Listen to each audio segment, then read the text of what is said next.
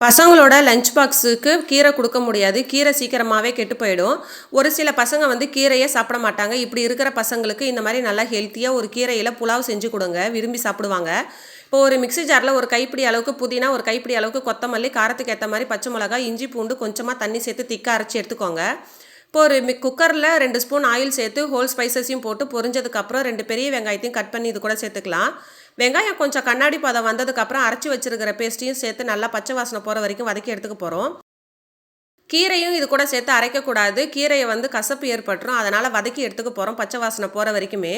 நான் வந்து பாஸ்மதி அரிசிய ஒரு 20 நிமிஷத்துக்கு முன்னாடி ஊற வச்சிருக்கிறேன். 1 கிளாஸ் அரிசிக்கு 1 1/4 கிளாஸ் தண்ணி சேர்த்து, கொஞ்சமா உப்பு சேர்த்துக்கலாம் தேவையான அளவுக்கு. இது வந்து பிரியாணி ஃப்ளேவர் வரணுன்றதுக்காக ஒரு 1/2 ஸ்பூன் அளவுக்கு பிரியாணி மசாலாவையும் இது கூட சேர்த்துக்கிறேன். ஏற்கனவே ஊற வச்சிருக்கிற அரிசியும் சேர்த்துக்கலாம். நம்ம தக்காளி எதுவுமே சேர்க்காததோட்டு புளிப்புக்காக கொஞ்சமா லெமனு மேல 1 ஸ்பூன் நெய் விட்டு இறக்கணும்னா, நமக்கு சூப்பரான ஹெல்த்தியான முருங்கைக்கீரை புலாவ் ரெடி. கீரையே சாப்பிடாத பசங்களுக்கு இந்த மாரி நல்லா ஹெல்த்தியா செஞ்சு குடுங்க. லஞ்ச் பாக்ஸுக்கு ஏத்த ரெசிபி இது.